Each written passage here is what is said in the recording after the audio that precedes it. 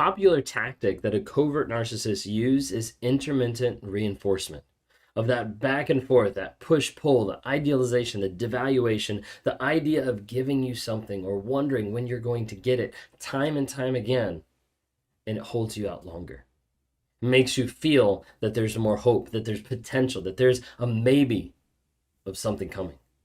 Sometimes we refer to this as breadcrumbing. Sometimes it's just gaslighting. Sometimes it's future faking. But it's the idea that they're putting thoughts, they're putting ideas out there that's going to happen, or they're giving that praise and it's going to happen, or it does happen for a moment. And then it's like, when is it going to happen next? And you're constantly wondering, going back and forth. Is that you? Are you struggling with that today? Is that something you're noticing just in this little intro here that you're noticing happening in your relationship? If so, you might be dealing with a toxic person that's using intermittent reinforcement to manipulate and to extend their stay in your life. If you guys are new here, my name's Ben Taylor. I'm a self-aware narcissist on this platform to provide awareness, growth, healing, and change. I do that in a couple different ways. I do that by dropping nuggets of truth on all different platforms: TikTok, Instagram, Facebook, YouTube. If you don't follow me already, go out there and just click on it, look up Raw Motivations. We also do that by having live events, typically like on Wednesday nights, Thursday nights, and on Monday nights inside our Narc app. We do this to be able to try to answer questions and just promote awareness. If there's anything in this episode that connects with you or that you resonate with, or you know, hey, this person is dealing with this too, send it to them. Share this, because more people need to understand what's going on. If someone had shared this with you a year ago, 5 years ago, 10 years ago, think of how that would have changed and transformed your life. Because a lot of people don't understand what's going on. If you're on your journey today and you need help with a community of like-minded people, then please go on to Apple or Google Play and find the Narc app. Just type in NARC. It stands for Narcissistic Abuse Recovery Community. It's got courses on there to be able to help you understand what narcissism is, to show you how healthy dating after abuse, to help you build boundaries, to help you understand the crazy making of gaslighting. So many different things on there to help you understand. But then also a community. You need support. You need a community that's going to help you grow, heal, and change on that process. So you can ask advice. You can introduce yourself. You can give different thoughts of, this is what I'm learning, this is what I'm sharing, so that you can help other people and other people can help support you. It's a great place for accountability that you can log into every day to be able to track your no contact, to be able to record your truth, to be able to keep yourself on that path of growth, healing, and change. There's a way for you to book sessions from me, from other creators that are on there, other coaches that are willing to help you grow, heal, and change in all aspects. We also have every Monday night the lives that are inside the app only. We've got the replays inside the app. You can come on screen, you can ask questions, almost like mini coaching in one sense that happens inside the app to be able to answer questions and help you. It's inside the app because it's secured, because sometimes people are going through stuff or have active situations that they don't want their face out there in public or their questions out there in public. So we keep that all private and secured to be able to help you and to be able to help protect you as you're going through these crazy and these trying times.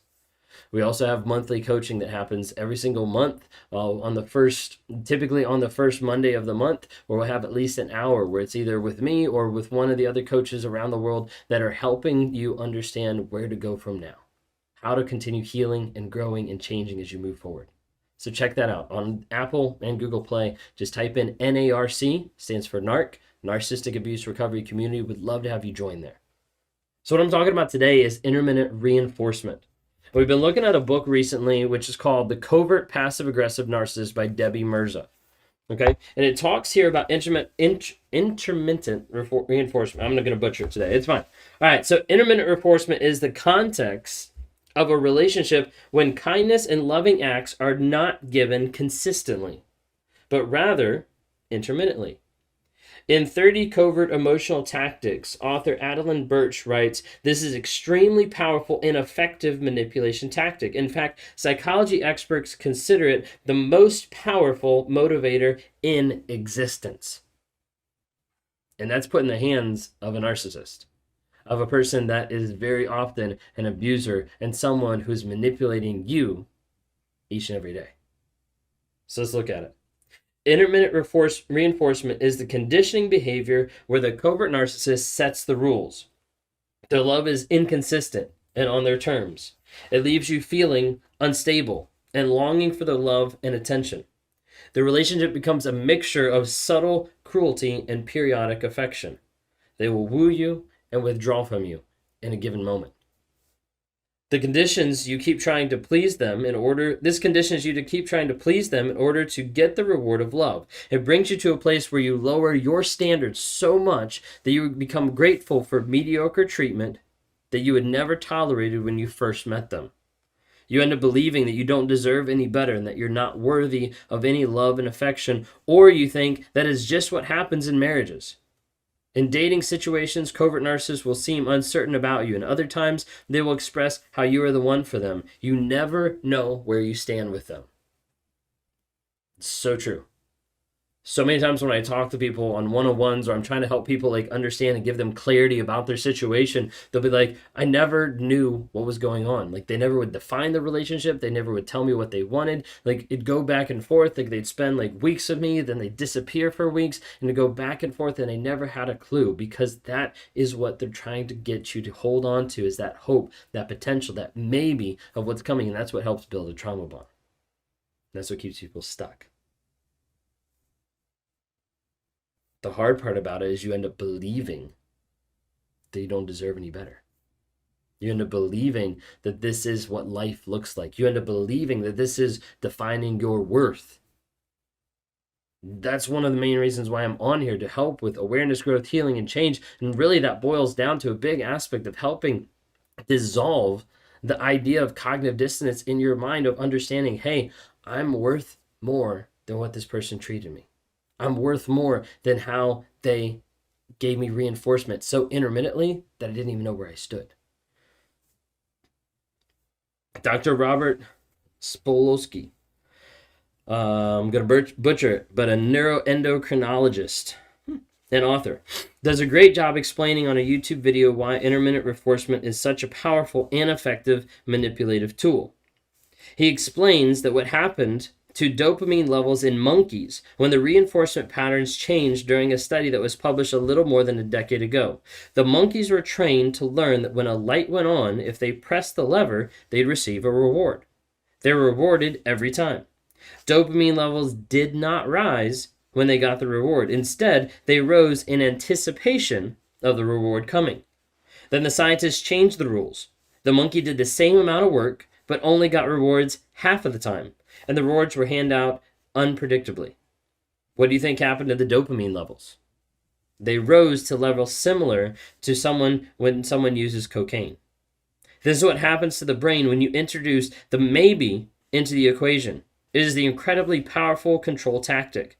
People will work like mad for a maybe far more than they will for a certainty. Did you hear that? People will work far more for a maybe than they will for a certainty. Oftentimes, people will continue to look and try and work in the relationship to try to get a person to do something, to accept something, to see something. And because they hold on to that hope and that potential, it ties them into a trauma bond and they get stuck. That intermittent reinforcement that they showed with like the monkeys gives you like the idea that they are so latched onto the idea of when that's going to happen. Like you see this in relationships with narcissists along lines of like breadcrumbing of like, hey, this is going to happen. Or hey, here's a tiny little bit, and you accept that and you're like, oh my gosh, they love me. They took out the trash once in the month. They actually like said hello to me this week. And people start holding on and latching onto things that are so tiny. They're so minuscule and not a part of a healthy relationship. The monkeys were experiencing love bombing in the beginning. When the rules changed, it became the devaluation stage. See, it sets you up to work incredibly hard to receive those tiny morsels of love, that breadcrumbing. A covert narcissist will say loving things and nice things to you, compliment you, make you dinner, buy you gifts, but only on a random basis. Mixed in with nice, loving behavior that keeps you thinking this is the person you fell in love with, which is also belittling, that keeps you feeling weak, small, silent treatment that makes you think you've done something wrong, moodiness that makes you believe you are the source of their unhappiness, and several other means of making you feel insecure and not good enough. Did you feel the covert narcissist withdraw at times? Did you feel him kind of pull back? Because typically when that happens, the next person says, like, did I do something wrong? Like, what was it that I did? Did I do something that I shouldn't have? And it puts that doubt in your mind where you start thinking like, wait a second, what did I do wrong? And the problem is, it says here, you will expend a lot of energy trying to bring them back to you, trying to undo whatever you might have done. Then they will be kind to you and you'll feel relief. It's an emotional roller coaster of them pushing and pulling you back and forth that builds the hope, the potential, the maybe that locks you in and keeps you coming back for more time and time again. You get addicted to that.